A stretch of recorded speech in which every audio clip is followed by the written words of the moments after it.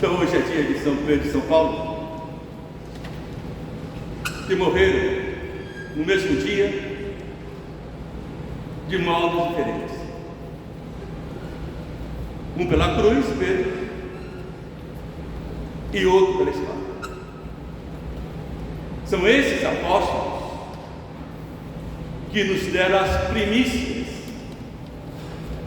o fundamento, a base fundamental da nossa fé. E aqueles evangelhos, Jesus está preocupado com sua identidade. Se você ler todos os evangelhos, vai ter sempre esses três princípios básicos: identidade de Jesus, quem ele realmente é, apostolado, discipulado e a missão. Esses três pontos, todos os evangelhos, de cabo a rabo, são sempre esses três pontos cruciais. E aqui, sobre a identidade, que depois vai entrar no apostolado e na missão, Jesus pergunta aos discípulos, ou melhor, aos apóstolos, quem ele é. Antes, faz aqui umas perguntas de caráter de conhecimento. Que diz os homens ser o Filho do Homem? Jesus tinha vários tipos: Deus, Filho de Deus, Filho do Homem, servo de Javé, Messias e Senhor. Esses são os 6 títulos dados a Jesus. Um deles, Filho do Homem, porque Deus se faz homem para mostrar ao homem quem ele é, e não quem pensamos que ele seja. Bem diferente. E aqui os apóstolos perguntam. Alguns dizem que é João Batista, outros que é Elias, ou Jeremias, ou alguns profetas. Interessante essa resposta, porque para eles Jesus não era pouca coisa. Ou era alguém redivivo, no caso João Batista, que morreu, ou alguém que veio do céu, Elias. Mas Jesus não está interessado no que dizem sobre ele. Ele quer saber o que os apóstolos dizem. Lembrando que a palavra apóstolo, presta atenção nisso, todas as vezes que eu falo isso, vem do grego que significa testemunha. O conhecimento de primeira linha é o testemunho, o de primeira mão. O de segunda mão, o conhecimento mais baixo, de mais baixo nível, é a prova.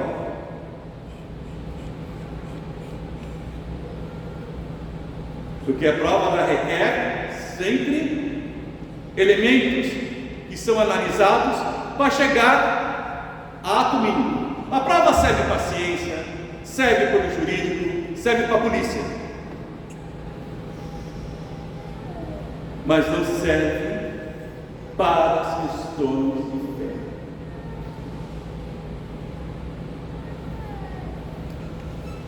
Portanto, você vai acreditar naquele que viu a realidade, ou aquele que está contando a realidade. Que uma coisa é aquilo que você vê, e só você é testemunha, o fato em si, e depois aquilo que os outros contam. Por isso que Jesus se interessa no que os apóstolos dizem. E Simão Pedro já no impulso diz: Tu és o Messias, o Filho de Deus. Em outras palavras, tu és Deus. E da qual Jesus responde: feliz és tu, Simão, filho de Jonas, porque não foi um ser humano que te revelou isso, mas meu Pai que estás nos céus. Feliz és tu, como quem diz: santo és tu. Feliz. Por isso que o Papa, que é o sucessor de Pedro, possui o título de sua santidade. O Papa é o sucessor de Pedro. E quem declara Pedro santo é o próprio Jesus. Feliz és tu, filho de Jonas, porque não foi o ser humano que te revelou isso. A palavra revelar, encontrar, dar a conhecer, mas meu Pai que está nos céus. E aqui ele diz: por isso eu te digo, tu és Pedro. Pedro vem de pedra. Todo engenheiro que inaugura um edifício, antes de erguer o edifício, ele inaugura a pedra fundamental, da qual vai ser construído o edifício. Então o edifício tem que ter uma base. Sem essa base, ele não se sustenta. Por isso que ele diz, por isso te digo, tu és Pedro, sobre essa pedra edificarei a minha igreja. Interessante que Jesus fala isso para Pedro. Tanto que Pedro é enterrado na colina Vaticana. Onde está o Vaticano? E todo mundo que vai ao Vaticano tem por obrigação visitar o túmulo de São Pedro. Por isso que o Papa é o sucessor de São Pedro.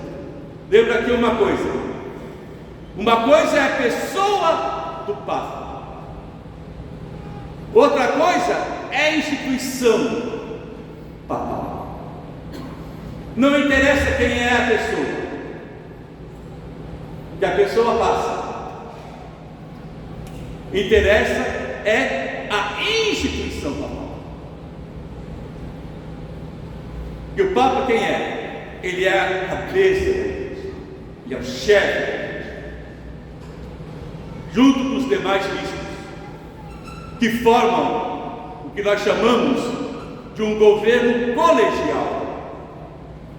Portanto, a igreja não é e nem pode ser uma instituição democrática. Porque Jesus Cristo não chamou todo mundo, ele chamou quem ele escolheu, os apóstolos. E também não é uma instituição monárquica. O Papa não tem todos os poderes, porque ele não pode também ir contra a doutrina e os mandamentos de Deus.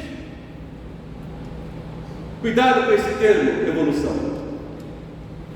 Ou a verdade existe, ou ela não existe. Ela não pode ser evoluída, ela não pode ser transformada, mudada. Por isso que ela necessita de quê? De uma base fundamental. Sobre essa pedra ficaria a minha igreja, e as potências do inferno não poderão vencer. Por que Jesus Cristo fala potências do inferno? Porque a igreja é perseguida por dentro e por fora. E a maior perseguição vem de dentro. Mas mesmo assim, ela permanece. E se formos analisar de todos os grupos que existem no mundo, os cristãos são os mais perseguidos. Em toda época, em todo lugar. E isso é patente. O resto é construção mental. Cuidado com as construções mentais, principalmente a nível acadêmico. A mente não constrói a realidade. A realidade, ela é abrangente por si só. E Jesus Cristo diz mais: eu te darei as chaves do reino dos céus. O que ligar na terra será ligado no céu, O que desligares na terra será desligado no céu. Ligar, desligar, relicar, religião. Quem disse que Jesus Cristo não pregou uma religião? A palavra religião é aí, ligar e desligar. Então você tem um relicário, religião. Ele disse: te darei as chaves. E que as chaves? É o poder de abrir e fechar. É o poder de dizer o que é verdade em tempo de relativismo e o que não é verdade. O que é lícito e o que não é lícito. O que é certo e o que é errado. E por aí vai. Os relativistas detestam isso. Para eles não existe verdade absoluta, ou seja, não existe verdade nenhuma. Cada um tem a sua verdade, cada um tem a sua fé, sua religião, seu Deus. Mas a mentalidade relativista detesta a abrangência do conhecimento real.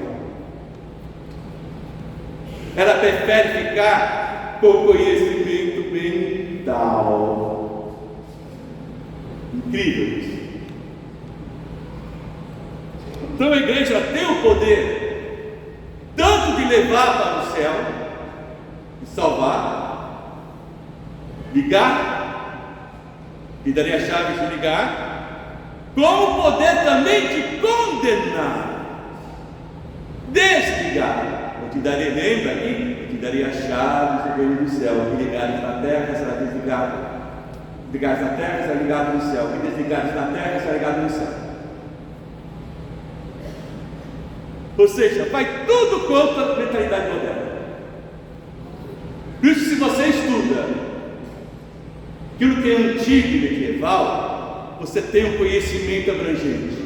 Ao contrário daquilo que é moderno e pós-moderno, é um conhecimento detalhado em si. O que importa aqui nesse evangelho é que a igreja ela é hierárquica e o papado ajuda a manter a unidade da fé. E isso que é importante, para que a verdade não seja modificada, construída mentalmente, mesmo que seja por meios científicos, acadêmicos, por aí vai, por aqueles que não foram testemunhas oculares e viram Cristo, e auriculares e ouviram. Então rezemos pela igreja. Não interessa quem é o Papa, o importante é que o Papa é sucessor de Pedro. Ele nos ajuda a estar em comunhão desde a origem até hoje, já que ele quis uma igreja para que ela continuasse no tempo e na história a levar os homens à salvação. Creio em Deus Pai Todo-Poderoso,